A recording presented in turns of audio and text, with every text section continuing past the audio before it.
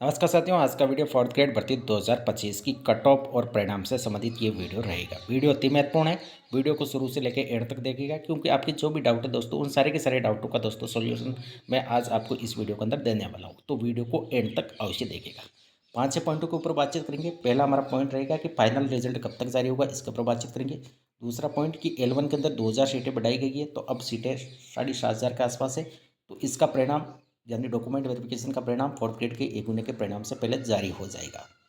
तो इससे कितने पदों का बेनिफिट है फोर्थ ग्रेड वाले अभ्यर्थियों का दोस्तों, इसके ऊपर बातचीत करेंगे। लेवल 1 वाले विद्यार्थियों ने डॉक्यूमेंट वेरिफिकेशन तो फोर्थ ग्रेड का करवा लिया, लेकिन वो ज्वाइन नहीं करेंगे। ये मैंने पिछले वीडियो के अंदर भी आपको बोला था। और सबसे बड़ा सवाल कि क्या PH स्टूडेंट व SP कैटेगरी यानी स्पोर्ट्स पर्सन वाले विद्यार्थियों की सीटें होल्ड करके फोर्थ ग्रेड का फाइनल परिणाम जारी होगा या साथ में जारी होगा, इसके ऊपर बातचीत करेंगे। और क्या सीटें होल्ड करने से कट ऑफ बढ़ेगी क्या, इसके ऊपर भी बातचीत करेंगे। तो इन तमाम पॉइंटों के ऊपर ये वीडियो रहेगा। और अंत में दोस्तों हम बातचीत करेंगे कि फोर्थ ग्रेड का जो डॉक्यूमेंट वेरिफिकेशन की जो प्रक्रिया चल रही है, उसमें प्रथम अवसर पर कितने विद्यार्थी प्रेजेंट हुए, कितने एब्सेंट रहे, तमाम पॉइंटों के ऊपर बातचीत करेंगे। तो सबसे पहले दोस्तों बातचीत करते हैं कि फाइनल परिणाम कब तक जारी होगा। दो स्थिति बन रही है दोस्तों, यदि PH कैटेगरी और स्पोर्ट पर्सन वाले विद्यार्थी को यदि शामिल करके परिणाम जारी किया जाएगा, तो ये मान के चलिए आप कि जून में भी परिणाम दोस्तों आने की संभावना बहुत कम है। यदि इन सारे के सारे विद्यार्थियों को शामिल करके एक साथ यदि परिणाम जारी किया जाए तो, क्योंकि आपने देखा होगा कई सारी मंडल के अंदर दोस्तों PH कैटेगरी वाले विद्यार्थियों के मेडिकल हो रहे हैं, जिसमें नंबर ऑफ स्टूडेंटों का मेडिकल बहुत कम हो रहा है। और उस हिसाब से दोस्तों ऐसा लग रहा है, आपने देखा होगा कई सारी दोस्तों न्यूज़ भी आई कि PH कैटेगरी वाले विद्यार्थियों को अक्टूबर की सितंबर की तारीख मिल रही है मेडिकल के लिए।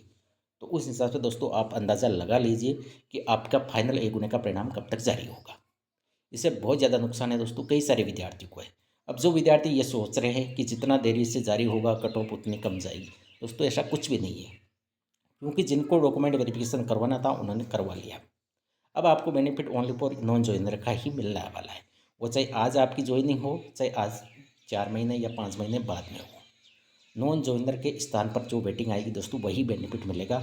लेकिन जो डॉक्यूमेंट वेरिफिकेशन के अंदर एब्सेंट रहे, उनका बेनिफिट चाहे आपका परिणाम अब 15 दिन में आए चाहे 20 दिन में आए, वो बेनिफिट आपको ऑलरेडी मिल चुका है। अब एब्सेंट नहीं रहने वाले हैं, क्योंकि डॉक्यूमेंट वेरिफिकेशन हो गया। अब जो स्पेशल कैटेगरी है उन्हीं का डॉक्यूमेंट वेरिफिकेशन चल रहा है। जैसे PH कैटेगरी वाले हो गए, उनका मेडिकल चल रहा है। स्पोर्ट पर्सन वाले विद्यार्थियों को जो सर्टिफिकेट की जांच है दोस्तों, वो प्रोसेस चल रही है। इस हिसाब से दोस्तों इसमें टाइम अभी लगेगा।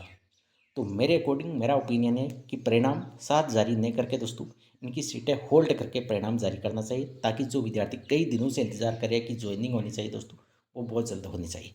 क्योंकि जनवरी के अंदर परिणाम जारी होने के बाद अब मई चल रहा है, अभी तक ए गुने के परिणाम का अता पता नहीं है कि कब जारी होगा। और जब ए गुने का परिणाम जारी होगा उसके बाद भी एक लंबी प्रोसेस है दोस्तों, आपको विभाग चॉइस बनवाई जाएगी। उसके बाद विभाग आपको आवंटित होगा, उसके बाद दोस्तों आपकी ज्वाइनिंग होगी, जिसमें 110 प्लस डिपार्टमेंट है। कई सारे डिपार्टमेंट पहले ज्वाइनिंग करवा देते हैं, कई सारे डिपार्टमेंट में काफ़ी टाइम लगता है। और दोस्तों जितना देरी से जारी होगा तो ये मान के चलिए आपकी ज्वाइनिंग कुछ डिपार्टमेंट दोस्तों 2027 के अंदर भी ले जा सकते हैं। इस हिसाब से सभी विद्यार्थियों को दोस्तों इसमें फ़ायदा है। सभी विद्यार्थी एकजुट होकर इन सीटों को होल्ड करवा के परिणाम जारी करवाना चाहिए। अब हो सकता है जब सीटें होल्ड हो तो कुछ कट ऑफ बढ़ जाएगी, क्योंकि उनको सीटें होल्ड रखी जाएगी। लेकिन उतना डिफरेंस नहीं आएगा जितनी बताई जा रही है कि 3 नंबर बढ़ जाएगी यदि सीटें होल्ड रखेगी दोस्तों, वो एक प्रकार का भ्रम है, कुछ नहीं बढ़ेगी।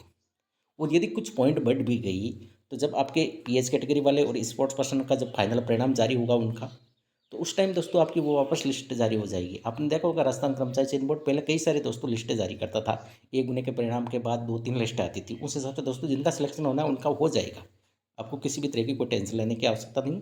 मेरा ओपिनियन है सभी विद्यार्थियों को मेरे हिसाब से दोस्तों इसका समर्थन करना चाहिए कि सीटें होल्ड करके परिणाम जारी हो, ताकि जो विद्यार्थी कई दिनों से इंतजार करे ज्वाइनिंग का, उनको टाइम पर दोस्तों ज्वाइनिंग मिले।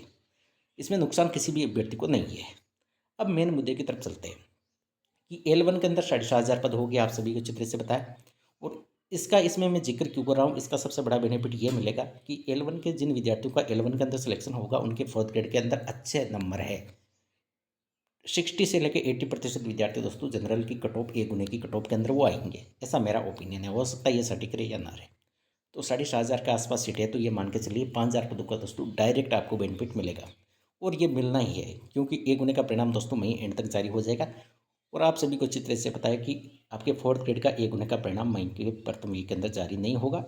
अब कई सारे विद्यार्थी ये ज़रूर कमेंट करेंगे कि L1 वाले विद्यार्थियों ने डॉक्यूमेंट वेरिफिकेशन करवा लिया तो उसमें बेनिफिट कैसे मिलेगा। दोस्तों वो ज्वाइन नहीं करेंगे, नॉन ज्वाइनर रहेंगे और नॉन ज्वाइनर के हिसाब से दोस्तों आपकी वेटिंग आ जाएगी। और वेटिंग में सभी को अच्छी तरह से पता होगा, कैटेगरी वाइज आती है। कैटेगरी वाइज का ये मतलब कि जनरल के जितने नॉन ज्वाइनर रहेंगे उनके स्थान पर उतने ही प्योर जनरल वाले लिए जाएंगे। ओबीसी के जितने जितने नॉन ज्वाइनर है उतने ही दोस्तों वो आपके नॉन ज्वाइनर ओबीसी वाले विद्यार्थियों के स्थान पर नए स्टूडेंट को लिया जाएगा। इसी हिसाब से SC ST MBC EWS सारी कैटेगरी के दोस्तों उसी के अकॉर्डिंग यदि कैटेगरी वाइज आपकी वेटिंग आएगी और अच्छे खासे विद्यार्थियों को दोस्तों इसमें बेनिफिट मिलेगा।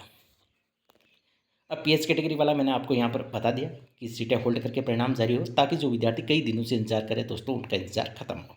कट ऑफ बिल्कुल भी नहीं बढ़ेगी। यदि कुछ पॉइंट बढ़ भी जाए तो दोस्तों जिस दिन आपकी वो वापस लिस्ट आएगी PH कैटेगरी और SPO कैटेगरी वाले विद्यार्थियों का परिणाम, उस दिन दोस्तों एक वापस लिस्ट जितनी भी रिजर्व सीटें रखी जाएगी उनके स्थान पर नए अभ्यर्थी को लेकर दोस्तों एक आपकी लिस्ट जारी हो जाएगी। जैसा कि पशु परिसर के अंदर दोस्तों ऐसा हुआ है, हर वैकेंसी के अंदर होता ही है और पूरी संभावना है कि इसके अंदर ऐसा हो ताकि जो विद्यार्थी कई दिनों से इंतजार करें उनका इंतजार खत्म हो।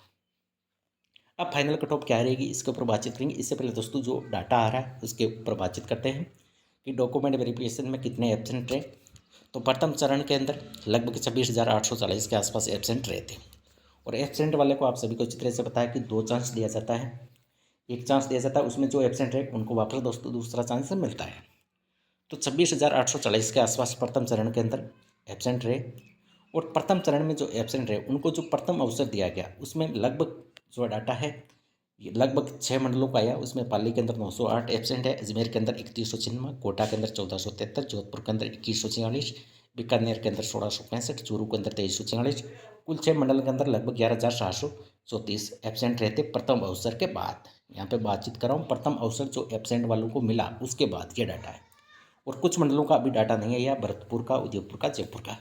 मेरे हिसाब से दोस्तों ये मान के चलिए जो 26,000 है उनमें से मैंने आपको एक आइडिया बताया था कि 20 से 21,000 विद्यार्थी इसके अंदर एब्सेंट रहेंगे और उतने ही दोस्तों ये डाटा आपको देखने को मिलेगा। अब बातचीत करते हैं कि ज्वाइनिंग कब तक होगी। उससे पहले दोस्तों कट ऑफ के ऊपर हम चर्चा कर लेते हैं। जनरल मेल के मेरे अकॉर्डिंग जो मेरा एक आइडिया है, हालांकि मैंने पिछले जो कट ऑफ बताई वो मैंने सेफ रैंक के हिसाब से बताई, लेकिन ओवरऑल देखा जाए जितने एब्सेंट रहे उस हिसाब से जनरल के अंदर मेल कैंडिडेट की 15,500 रैंक तक दोस्तों सिलेक्शन होने की पूरी संभावना है। ओबीसी मेल के 24,300 रैंक के आसपास, एमबीसी मेल लगभग 42,000 रैंक के आसपास, ईडब्ल्यूएस लगभग 41,500 रैंक के आसपास। ये मेल कैंडिडेट की यहाँ पे मैं आपको रैंक बता रहा हूँ, ना कि फीमेल की। फीमेल की मैं अगले वीडियो के अंदर दोस्तों आपको बताने की पूरी कोशिश करूँगा। एसी रैंक 71,000 के आसपास या 72,000 के आसपास भी सिलेक्शन हो सकता है। एसटी की लगभग आप ये मान के चलिए, यहाँ पर इस नंबर को आप काट दीजिए, ये मेरे हिसाब से 1,16,000 के आसपास नंबर है। लेकिन आप रैंक देखिए 1,20,000 तक दोस्तों एसटी मेल कैंडिडेट का सिलेक्शन होने की पूरी संभावना है। ये थी दोस्तों जिस हिसाब से विद्यार्थी एब्सेंट रहे। जो मैंने रेशियो माना है, जिनके अच्छे नंबर है, जो मान लीजिए 20,000 के आसपास एब्सेंट रहेंगे, तो मेरा ऐसा आइडिया है कि लगभग आपके 60 से 70% विद्यार्थी जिनके अच्छे नंबर आ रहे हैं वो डॉक्यूमेंट वेरिफिकेशन के अंदर एब्सेंट रह रहे हैं। क्योंकि जिनके नंबर कम है, बड़ी वैकेंसी, हर कोई विद्यार्थी दोस्तों डॉक्यूमेंट वेरिफिकेशन करवा रहा है, यह आप सभी को अच्छे तरह से पता है। क्योंकि इतनी बड़ी वैकेंसी है, कब तक इनकी ज्वाइनिंग होगी, वेटिंग आती रहेगी, तो कितनी भी वेटिंग आ सकती है दोस्तों, ये आप सभी को अच्छी तरह से पता है। जिस हिसाब से एब्सेंट रहे हैं, तो ये विश्वास सभी विद्यार्थियों को रखना चाहिए और अधिकतम से अधिकतम विद्यार्थियों को दोस्तों इसमें बेनिफिट मिलना चाहिए। 1 साल वेटिंग वाला रूल इसमें लागू होना चाहिए, ताकि आप सभी को अच्छी तरह से बताएं यदि 1 साल तक जो रिजाइन करेंगे उन विद्यार्थियों को स्थान पर यदि वेटिंग निकलती है, तो मैं आपको यदि रैंक बताऊं तो जनरल के अंदर ये मान के चलिए आप 20,000 प्लस रैंक वाले, 20,000 क्या आपको 22 से 23,000 रैंक वाले विद्यार्थियों का भी सिलेक्शन होगा।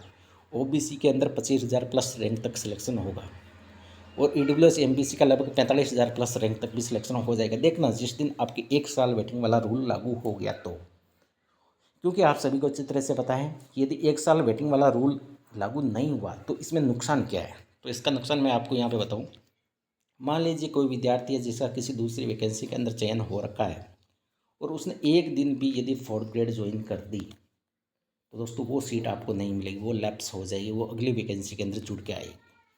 और यदि 1 साल वेटिंग वाला रूल लागू हो गया तो मान लीजिए किसी अभ्यर्थी ने 4th ग्रेड ज्वाइन किया और वो यदि 1 साल तक उसको रिजाइन करता है, मान लीजिए 6 महीने नौकरी की या 11 महीने नौकरी की, तो उसके स्थान पर भी वो नॉन जॉइनर गिना जाएगा, उसके स्थान पर नए अभ्यर्थी को मौका मिलेगा। और वेटिंग का मैंने आपको बता दिया, कैटेगरी वाइज दोस्तों आपकी वेटिंग आएगी। सबसे ज़्यादा बेनिफिट दोस्तों जनरल कैटेगरी को मिलता है, क्योंकि पोस्टेज ज़्यादा है तो ऑटोमेटिक दोस्तों नॉन जॉइनर उतने ही ज़्यादा रहेंगे। दोस्तों ये थी आज की वीडियो कैसी लगी आप कमेंट करके मुझे अवश्य बताइए। थैंक यू, धन्यवाद।